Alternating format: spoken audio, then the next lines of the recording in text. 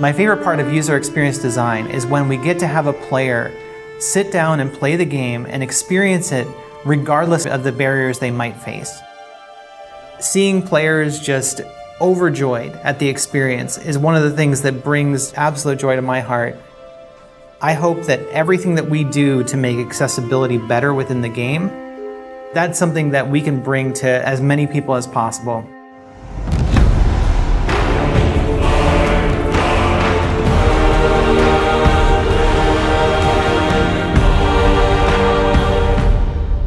I'm Mila Pavlin, and I'm the lead UX designer on God of War Ragnarök. My name is Sam Chaffel. I'm the associate UX accessibility designer. My name is Zhou Xiayi. I'm a rendering programmer. Hi, I'm Kate Marlin, senior producer of the gameplay team. My primary job is to make sure that as I'm looking across the game, as features are developed, that designers and programmers and artists up front are asking themselves, am I taking accessibility features into account while I'm designing this? Is there something I can add systemically that will help integrate this feature across the board? My job is to hook up everything and implement the accessibility features on the rendering side so that the designers are able to implement the features into the game. Great! I'll head across for a better look. User experience design allows us to look at accessibility from the user perspective. So we are the ones who are actually going into the game and looking at the different design problems that there are to solve within the game and figuring out ways that players can access that content regardless of anything that they might have a difficulty with because of accessibility concerns. Accessibility at its core is making sure that we allow folks who want to play a game to be able to access the game and all of its features. That allows players to have experiences that they might not otherwise be able to. From swinging your axe as Kratos to traversing the realms and experiencing the story.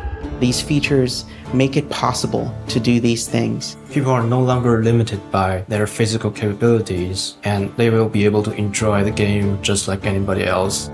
There's a saying in the accessibility community, never about us without us, and we really wanted to make sure that everything that we are doing is with the community and not just about them. So we have to reach out to fans and understand what their needs are when it comes to accessibility concerns, and we have to reach out through consultants and playtesters to understand what things may be hindering someone from being able to complete the game. It's always the best to be able to communicate with the user and see what they're happy with and what they want improved. Some of the most inspiring things that I've seen that have made me want to think more about accessibility is seeing the stories that players have and how much it means to them when they're able to sit down with the game for the first time and play more than they ever thought they could. Boy, we must be better. You must never forget that. With the last God of War, we ended the game understanding that there were major problems with the way that we were designing for accessibility. Based on community feedback from the last title, we've incorporated several features into this title to make the experience more accessible.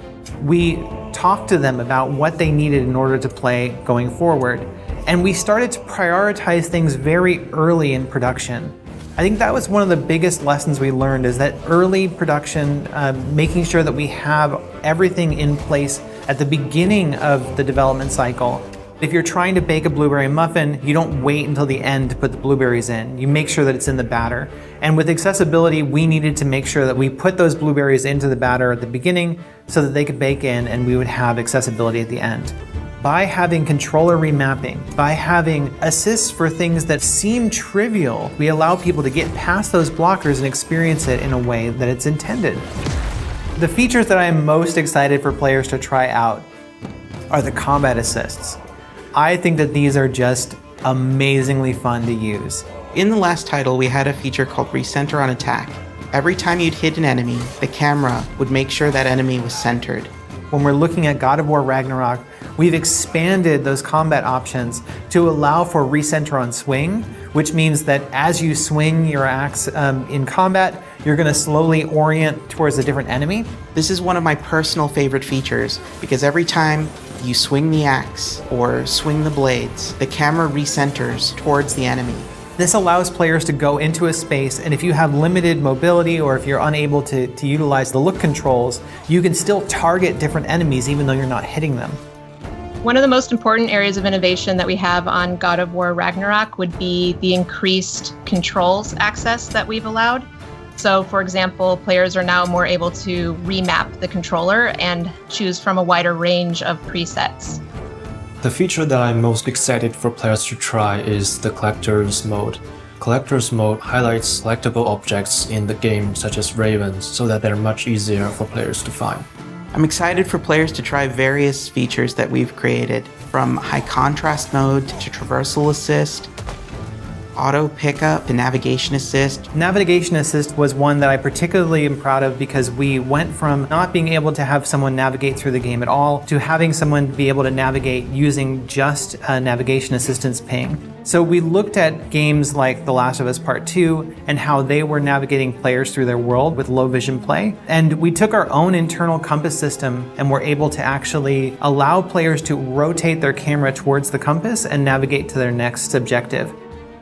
Other features to look out for would be subtitle customization. So, for example, you can color the subtitle differently from the speaker, and you can even have the speaker name show up or turn that off if you don't like to see that speaker name in front of there.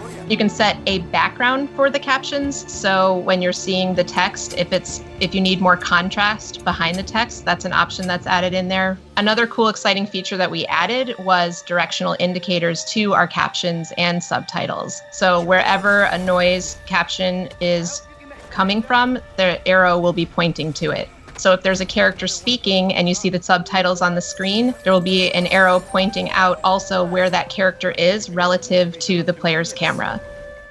All these features will enable players to experience the game in different ways and adjust the challenge to their needs.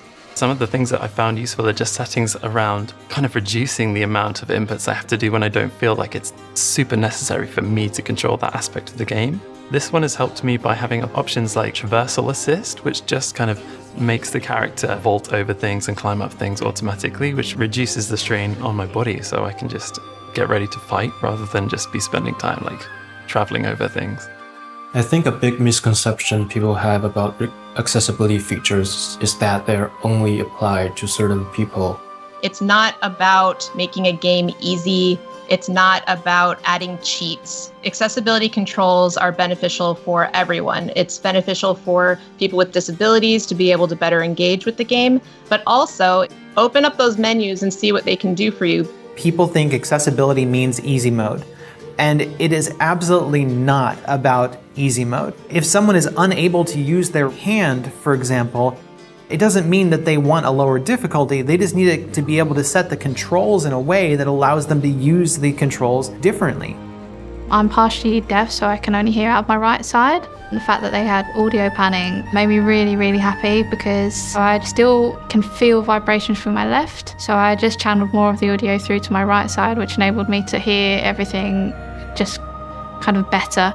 Growing up playing games one-handed was very challenging. Early games didn't have all the accessibility features that games like God of War Ragnarök and The Last of Us Part 2 have.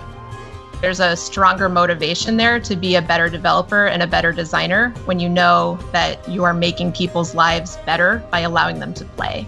The future of accessibility in video games is very exciting. As we continue to innovate and the conversation grows, the experience just gets better for everyone. My hope is that it will expand beyond our current audience to include everyone. The more every studio takes in information about what can make accessibility better, the more we can inspire each other and the better we can make all of our games more accessible. I really have a high vision of making games that are not just accessible in the way that you can just get through them, but that they're accessible in a way that they are enjoyable and create more choice for players. When we look at the way that the industry is turning, we're moving away from this idea of let's just get the player through the game and more into how can we make an accessible game the most enjoyable experience, and how can we integrate these things into our games at a core level so that every player has access to those things. And as we expand that, I think that we're going to see an industry that is not only more accessible, but is more enjoyable overall.